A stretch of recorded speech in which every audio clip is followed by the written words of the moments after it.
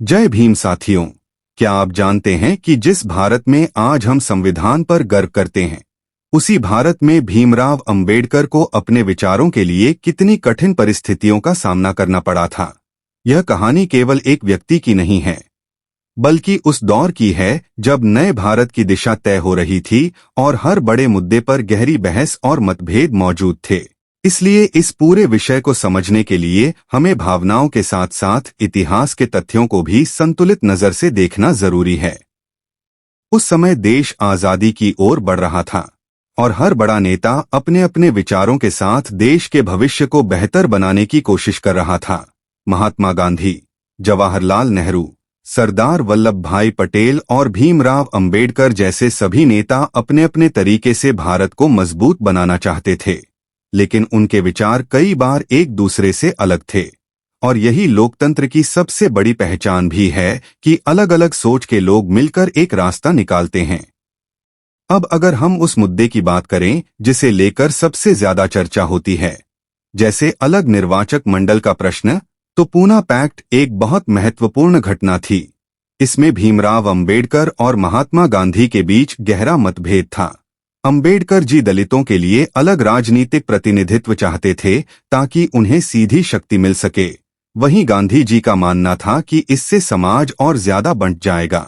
अंत में जो समझौता हुआ वह दोनों पक्षों के बीच एक कठिन लेकिन ऐतिहासिक निर्णय था, जिसे अलग अलग नजरिए से देखा जा सकता है। इसी तरह जवाहरलाल नेहरू के साथ भी कई मुद्दों पर मतभेद सामने आए, जैसे हिंदू कोड बिल, जिसे भीमराव अंबेडकर महिलाओं को अधिकार देने और समाज में सुधार लाने के लिए लाना चाहते थे। लेकिन उस समय सामाजिक और राजनीतिक परिस्थितियां ऐसी थीं कि इसे तुरंत पूरी तरह लागू नहीं किया जा सका। यह कहना ज्यादा सही होगा कि यह एक जटिल प्रक्रिया थी जिसमें कई तरह के दबाव और विरोध शामिल थे। जहां तक सरदार वल्लभ भाई पटेल का सवाल है, वे भी एक मजबूत और स्पष्ट विचारों वाले नेता थे। कई मुद्दों पर उनका और अंबेडकर जी का दृष्टिकोण अलग था, लेकिन इसका मतलब यह नहीं है कि कोई एक दूसरे का विरोधी था, बल्कि यह उस समय की राजनीतिक और वैचारिक विविधता को दर्शाता है। यह समझना जरूरी है कि उस दौर में हर बड़ा फैसला आसान नहीं था। देश एक नई शुरुआत कर रहा था, समाज में गहरी असमानताएं थीं और हर नेता अपने अनुभव और सोच के आधार पर समाधान खोजने की कोशिश कर रहा था। ऐसे में मतभेद होना स्वाभाविक था, लेकिन यही मतभेद अंत में एक मजबूत संविधान के रूप में सामने आए। भीमराव अंबेडकर की सबसे बड़ी ताकत उनकी शिक्षा, उनका तर्क और उनका दृष्टिकोण था। उन्होंने हर चुनौती का सामना ज्ञान और कानून के माध्यम से किया। उन्होंने जो संविधान दिया वह केवल एक दस्तावेज नहीं, बल्कि एक ऐसा ढांचा है जिसमें समानता, स्वतंत्रता और न्याय के सिद्धांत शामिल हैं। यह भी सच है कि उन्हें कई बार कठिन परिस्थितियों का सामना करना पड़ा। समाज में मौजूद भेदभाव और चुनौतियों ने उनके रास्ते को आसान नहीं बनाया, लेकिन उन्होंने कभी हार नहीं मानी और यही उनकी सबसे बड़ी पहचान है। अगर हम पूरे इतिहास को संतुलित नजर से देखें तो यह साफ होता है कि भारत का संविधान किसी एक व्यक्ति या एक विचार का परिणाम नहीं था, बल्कि यह कई नेताओं, विचारों और बहसों का संयुक्त परिणाम था, जिसमें भीमराव अंबेडकर की भूमिका बेहद महत्वपूर्ण और केंद्रीय रही। आज हमें इस इतिहास से यह सीख लेनी चाहिए कि मतभेद होना गलत नहीं है, लेकिन उन मतभेदों को संवाद और समझ के जरिए सुलझाना ही एक मजबूत समाज की पहचान है। और यही वह मूल्य हैं जो हमारे संविधान ने हमें दिए हैं। जब भीमराव अंबेडकर ने महिलाओं को समान अधिकार देने की बात की तो उस समय का माहौल बहुत अलग था। समाज में कई परंपराएं गहराई से जमी हुई थीं और बदलाव को लेकर स्वाभाविक रूप से विरोध भी सामने आया। लेकिन यह समझना जरूरी है कि उस दौर में हर बड़ा सामाजिक सुधार आसान नहीं था। हर कदम पर बहस, असहमति और राजनीतिक चुनौतियां मौजूद थीं। जब हिंदू कोड बिल पेश किया गया, उसका उद्देश्य स्पष्ट था: महिलाओं को संपत्ति में अधिकार देना, विवाह में समानता लाना और तलाक जैसे अधिकारों को कानूनी रूप देना। यह अपने समय से काफी आगे का कदम था, इसलिए संसद में इस पर तीखी चर्चा और विरोध हुआ। लेकिन इसे केवल साजिश कहना पूरी तस्वीर नहीं दिखाता। क्योंकि उस समय समाज के बड़े हिस्से में भी इन बदलावों को लेकर हिचकिचाहट थी। जवाहरलाल नेहरू व्यक्तिगत रूप से इन सुधारों के समर्थक थे, लेकिन राजनीतिक परिस्थितियां, सामाजिक दबाव और संसद के भीतर मतभेद इतने अधिक थे कि बिल को उसी रूप में तुरंत पास करना संभव नहीं हो पाया।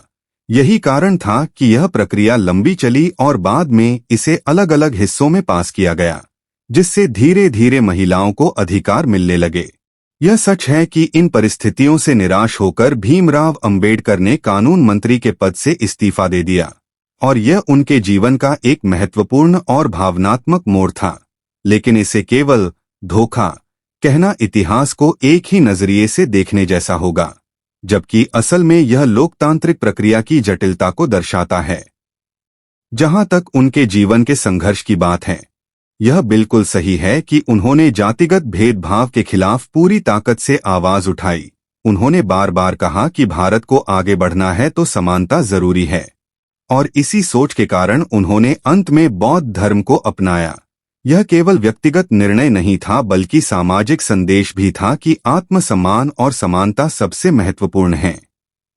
उनका यह कदम इतिहास में एक बड़े सामाजिक परिवर्तन के रूप में देखा जाता है, लेकिन इसे भी केवल विरोध या टकराव के रूप में नहीं, बल्कि एक वैचारिक यात्रा के रूप में समझना ज्यादा सही है, जहां एक व्यक्ति अपने अनुभव और सोच के आधार पर नया रास्ता चुनता है।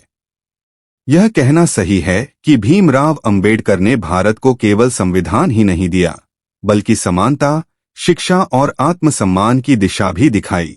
उनका दिया हुआ संदेश, शिक्षित बनो, संगठित रहो और संघर्ष करो, आज भी उतना ही प्रासंगिक है। लेकिन साथ ही यह भी समझना जरूरी है कि भारत का निर्माण कई नेताओं और विचारों के योगदान से हुआ है। महात्मा गांधी, जवाहरलाल नेहरू, सरदार वल्लभ भाई पटेल और अन्य कई नेताओं ने भी अपने अपने तरीके से देश को आकार दिया। इतिहास को संतुलित नजर से देखने पर ही पूरी सच्चाई समझ में आती है। आज हम जिस बराबरी और अधिकारों की बात करते हैं, वह एक लंबी प्रक्रिया का परिणाम है, जिसमें संघर्ष भी था, संवाद भी और बदलाव की इच्छा भी। इसलिए इस पूरे विषय को समझते समय एक ही पक्ष नहीं, बल्कि पूरे संदर्भ को देखना जरूरी है। अगर आपको यह जानकारी उपयोगी लगी हो, तो इसे आगे जरूर साझा करें, क्योंकि सही समझ ही हमें बेहतर समाज बनाने की दिशा में आगे बढ़ाती है।